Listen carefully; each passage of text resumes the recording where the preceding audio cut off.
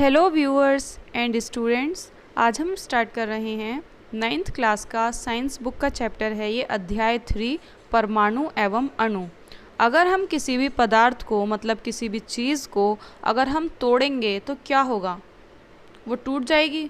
फिर हम और तोड़ेंगे, क्या होगा? वो और टूट जाएगी, उसका चूरा बन जाएगा। ऐसे ही हम उसको तोड़ते जाएं तोड़ते जाएं तोड़ते जाएं तो उसकी एक ऐसी स्टेज आ जाएगी, एक ऐसी अवस्था आ जाएगी उसकी कि वो बहुत ज़्यादा बारीक हो जाएगी और फिर हम उसको उससे ज़्यादा नहीं तोड़ पाएंगे। वो अविभाजित हो जाएगी, मतलब वो और ज़्यादा विभाजित नहीं हो सकती।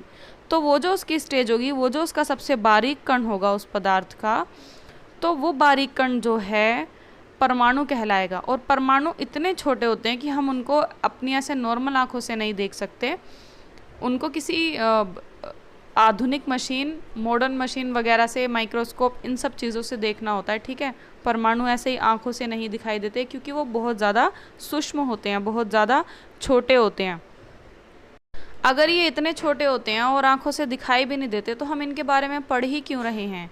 क्योंकि इस दुनिया में जितनी भी चीज़ें हैं, पूरे ब्रह्मांड में जो भी चीज़ें हैं, दुनिया में जो भी चीज़ें हैं, सब किसी न किसी परमाणु से ही बनी हुई हैं। जैसे कि जब हम एक बिल्डिंग पर नज़र डालते हैं तो वो बिल्डिंग कितनी ज़्यादा बड़ी होती है, लेकिन क्या होता है, वो भी तो छोटी छोटी ईंटों से ही बनी हुई होती है। तो वो जो छोटी छोटी ईंटें होती हैं, हम उनको, मतलब एक एग्जांपल दे रही हूँ मैं, कि जैसे कि इतनी बड़ी बिल्डिंग छोटी छोटी ईंटों से बनी हुई होती है, ऐसी दुनिया का कोई भी पदार्थ, कोई भी चीज़ जो है सूक्ष्म सूक्ष्म बहुत ही छोटे छोटे कणों से मिलकर बना होता है। और वो जो उस पदार्थ का सबसे छोटा कण होता है, उस कण को हम परमाणु कहते हैं, ठीक है। फिर इसके बाद आता है कि अणु किसे कहते हैं। तो दो या दो से अधिक जो परमाणुओं का समूह होता है, उनका जो ग्रुप होता है, उसको हम अणु कहते हैं। जैसे कि फॉर एग्जांपल हम हैं, मान लीजिए कि हम एक एक परमाणु हैं, ठीक है। मैं, मेरे बहन भाई, मेरे पेरेंट्स, वो अलग अलग सब एक एक परमाणु हैं, लेकिन जब हम सब मिल जाते हैं तो हम एक फैमिली बन जाते हैं, ठीक है। ऐसे ही जब सूक्ष्म कण अलग अलग होते हैं तो हम एक कण को परमाणु कहेंगे, लेकिन जब 3-4 कण हम इकट्ठे देखेंगे, उनका एक ग्रुप देखेंगे, 2 कण हो या 2 से ज़्यादा, कितने भी हो सकते हैं, तो वो एक उनकी फैमिली हो जाएगी। तो वो मिलाकर जो बनाते हैं, हम मिलकर फैमिली बनाते हैं, वो जो मिलकर बनाते हैं उसको कहते हैं अणु, ठीक है। तो परमाणु जब आपस में मिल जाते हैं, 2 या 2 से अधिक, तो वो मिलाकर बनाते हैं अणु। आई होप कि आपको परमाणु और अणु अच्छे से क्लियर हो गए होंगे। अब हम आगे चलते हैं। एक साइंटिस्ट थे जिनका नाम था लवाइजिए, ठीक है। और एक और साइंटिस्ट थे, उनका नाम था प्राउस्ट। दोनों ने मिलकर एक नियम बनाया, 2 नियम बनाए उन्होंने। रासायनिक संयोजन के 2 नियम बनाए उन्होंने। पहला नियम बनाया द्रव्यमान संरक्षण का नियम और दूसरा नियम बनाया स्थिर अनुपात का नियम। ये दोनों नियम जो हैं चैप्टर में पढ़ने बहुत ज़्यादा इम्पोर्टेंट हैं।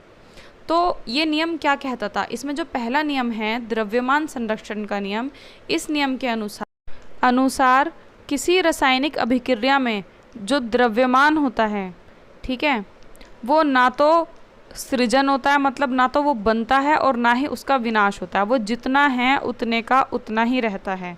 ये तो है द्रव्यमान संरक्षण का नियम। और दूसरा नियम है स्थिर अनुपात का नियम। तो लवाइजिए ने बताया कि कोई भी यौगिक जो होता है वो 2 या 2 से अधिक तत्वों से मिलकर बना हुआ होता है। तो इस प्रकार यौगिकों में इन तत्वों का जो अनुपात होता है वो हमेशा स्थिर होता है, चाहे हम इसे कहीं से भी उठा लें। जैसे कि फॉर एग्जांपल हम पानी का ले लेते हैं कि पानी में जो है हाइड्रोजन एवं ऑक्सीजन के द्रव्यमानों का अनुपात जो है वो हमेशा 1:8 होता है। चाहे पानी हम कहीं से भी लें, चाहे हम नाले का पानी लें, चाहे हम आरओ का पानी लें, लेकिन उसमें हाइड्रोजन और ऑक्सीजन का जो अनुपात होगा वो 1:8 ही रहेगा। तो ये होता है स्थिर अनुपात का नियम। किसी भी यौगिक में तत्व जो हैं हमेशा एक निश्चित द्रव्यमान के अनुपात में ही रहते हैं, ठीक है। फिर से एक वैज्ञानिक आए, उन्होंने एंट्री मारी जिनका नाम था डाल्टन। इन्होंने इन सिद्धांत को जो है और आगे बढ़ाया और फिर अच्छे से व्याख्या की।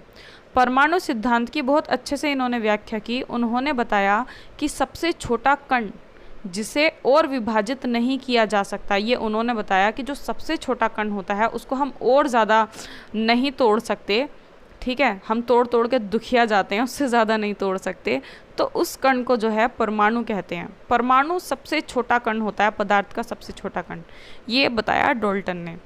डाल्टन का यह सिद्धांत रासायनिक संयोजन के नियमों पर आधारित था। डाल्टन ने द्रव्यमान संरक्षण का नियम और निश्चित अनुपात का नियम दोनों की जो है बहुत अच्छे से व्याख्या की। ये दोनों नियम आ तो बहुत पहले ही गए थे, लेकिन डाल्टन ने है इनकी बहुत अच्छे से और ज़्यादा व्याख्या की। तो डाल्टन के सिद्धांत के अनुसार जितनी भी चीज़ें होती हैं दुनिया में, चाहे वो तत्व हों, चाहे वो यौगिक हों, चाहे वो मिश्रण हो, सारी की सारी चीज़ें छोटे छोटे कणों से मिलकर बनी होती हैं। उन्होंने अपने सिद्धांत को कुछ इस तरीके से समझाया। उनके सिद्धांत में ये सारी चीज़ें थी जो पढ़नी हमें बहुत ज़्यादा ज़रूरी हैं। नंबर 1, सभी चीज़ें, वो ये कहते थे कि सभी चीज़ें परमाणु से बनी हुई होती हैं, बिल्कुल बनी हुई होती हैं। नंबर 2, परमाणु अविभाज्य सूक्ष्मतम कण होते हैं, मतलब परमाणु एक ऐसे कण होते हैं जिनको और ज़्यादा विभाजित नहीं किया जाता और बहुत ही सूक्ष्म, मतलब छोटे छोटे कण होते हैं। नंबर 3, दिए गए तत्व के सभी परमाणुओं का द्रव्यमान एवं रासायनिक गुणधर्म समान होता है। ठीक है, दिए गए तत्व के जितने भी परमाणु होते हैं उनके जो द्रव्यमान होते हैं और उनके जो रासायनिक गुणधर्म होते हैं वो एक जैसे होते हैं। ऐसा नहीं होता कि अलग अलग जगहों पे उनके रासायनिक गुणधर्म बदल जाएंगे, एक ही जैसे रहेंगे। फिर नंबर 4, ये थर्ड वाले का अपोजिट हो जाएगा कि अलग अलग तत्वों के जो परमाणु होते हैं उनका द्रव्यमान और उनका रासायनिक गुणधर्म भी अलग अलग होता है।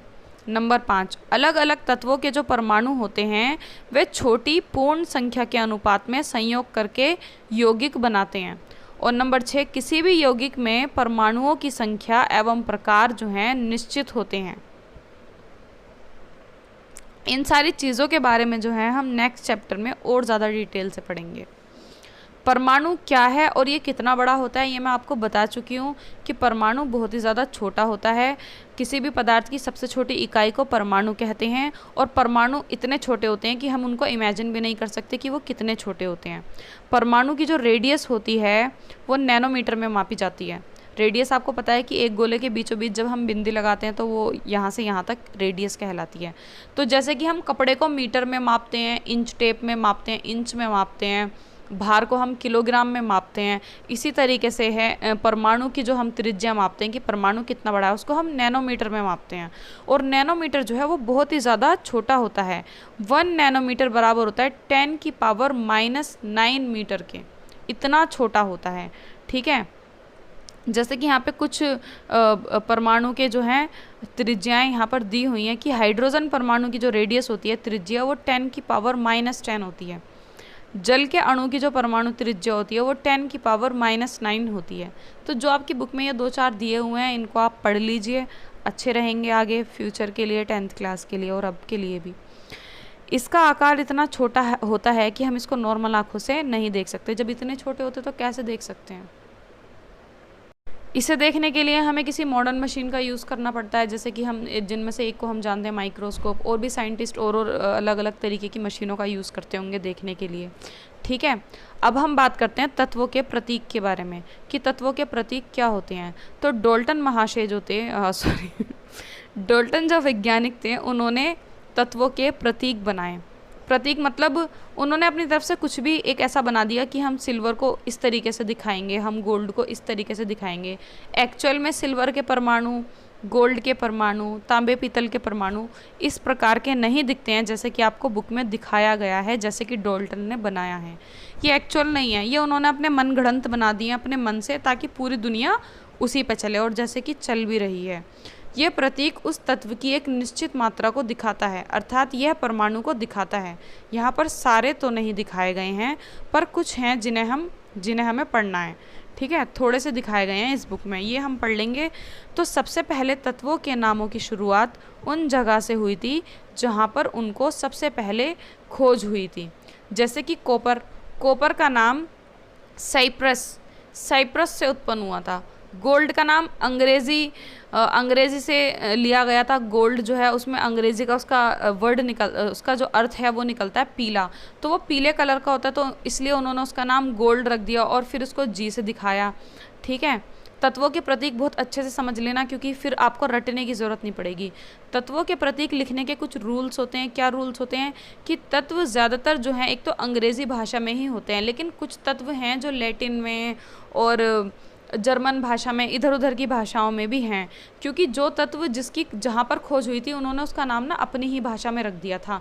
जैसे कि मान लीजिए अगर इंडिया में कुछ तत्वों की खोज की जाती तो यहाँ पे इना मीना टिगा, सीता गीता मीता, इस टाइप के नाम जो हैं यहाँ पर रखे जाते और हमें बड़ी आसानी से याद भी हो जाते। तो सबसे पहला रूल तो यही है कि जो भी हम तत्व को हम दिखाएंगे उसका पहला अक्षर हमेशा कैपिटल लेटर में होना चाहिए और दूसरा अक्षर जो है वो स्मॉल लेटर में होना चाहिए, जैसे कि आपको स्क्रीन पे दिखाया जा रहा है। जैसे कि हम यहाँ पे लेते हैं हाइड्रोजन। हाइड्रोजन एच से होता है, तो हम फर्स्ट लेटर इसका कैसे लेंगे? एच। ऐसे बड़ा एच बनाएंगे, छोटा एच नहीं बनाएंगे। ऐसे जैसे कि एल्यूमिनियम, तो एल्यूमिनियम को हम ऐसे दिखाएंगे ए एल, इसमें ए हम कैपिटल बनाएंगे और सेकंड वर्ड जो है इसका वो हम स्मॉल बनाएंगे। क्यों बनाएंगे और इसमें हमने दो वर्ड क्यों लिए हैं? क्योंकि ए एल से जो है और भी ज़्यादा, मतलब ए से जो है आर्गन भी होता है और भी बहुत सारे जो तत्व होते हैं वो होते हैं। तो सबको अगर हम ए से दिखा देंगे तो हमें कैसे पता चलेगा कि ए फॉर आर्गन है या फिर ए फॉर एल्यूमिनियम है? इसलिए कुछ तत्वों में ना उनके दूसरा लेटर भी उनके साथ लगाना पड़ता है। जैसे कि कोबाल्ट, कोबाल्ट को हम सी ओ से दिखाते हैं, तो इसमें सी ओ ऐसे छोटा नहीं लेंगे, सॉरी सी ओ ऐसे बड़ा नहीं लेंगे, इस तरीके से लेंगे। सी जो है वो कैपिटल में होगा और ओ जो है वो स्मॉल में होगा। कुछ तत्वों में सिर्फ एक शब्द, सॉरी एक लेटर लिया जाता है कैपिटल में और कुछ में दो लिए जाते हैं। इसका रीज़न मैंने आपको बता दिया है कि जो सेम सेम होते हैं इसलिए जो है दो लेटर ले लेते हैं। जैसे कि क्लोरीन में सी एल होता है, जिंक में जेड एन होता है। लेकिन अब आपको लग रहा होगा कि जैसे कि आयरन, आयरन का एफ ई क्यों होता है? एफ ई तो कहीं से कहीं तक भी आयरन में मैच ही नहीं करता है। आयरन का आई भी नहीं है इसमें और एन भी नहीं है। तो इसकी कहानी मैं आपको बताती हूँ क्या है। ये जो है आयरन, आयरन को जो है लैटिन भाषा में कहते हैं फेरम और इसकी खोज वहीं पर पहले हुई होगी, तो इसलिए जो है फेरम का एफ ई यहाँ पर लिया गया है, तो इसलिए आयरन को एफ ई से दिखाते हैं। ऐसे ही और भी हैं, जैसे कि सोडियम, सोडियम को एन ए से दिखाते हैं। क्यों? क्योंकि इसका जो है इसे कहते हैं दूसरी लैंग्वेज में नेट्रियम। ऐसे ही एक और है यहाँ पे पोटेशियम, पोटेशियम को के से दिखाते हैं जबकि पी से होना चाहिए, क्योंकि इसका नाम दूसरी भाषा में केलियम है। ठीक है, अब आपको आई होप समझ में आ गया होगा कि इस तरीके से ये तत्व उल्टे पुल्टे क्यों हैं यहाँ पे। अब परमाणु जो है वो किस प्रकार अस्तित्व में रहते हैं ये हम जानेंगे। परमाणु और अणु आयन बनाते हैं। ये अणु और आयन ज़्यादा संख्या में इकट्ठा होकर पदार्थ बनाते हैं। कौन सा पदार्थ? जिन्हें हम देख पाते हैं, छू पाते हैं, फील कर पाते हैं, जैसे कि कुर्सी, मेज, कोई भी हमारे आसपास का पत्थर, कुछ भी पदार्थ बनाते हैं। आयन दो प्रकार के होते हैं, पॉजिटिव एंड नेगेटिव, जिनको हम ऋणायन और धनायन भी कहते हैं। ठीक है, और इसमें जो है एक चीज़ और है, पदार्थ जो होता है, पदार्थ को हम फील कर सकते हैं, देख सकते हैं, छू सकते हैं, लेकिन जो परमाणु होता है, परमाणु को ना तो हम देख सकते हैं और ना ही छू सकते हैं। उनको हम किसी मॉडर्न मशीन, आधुनिक उपकरण से ही देख सकते हैं।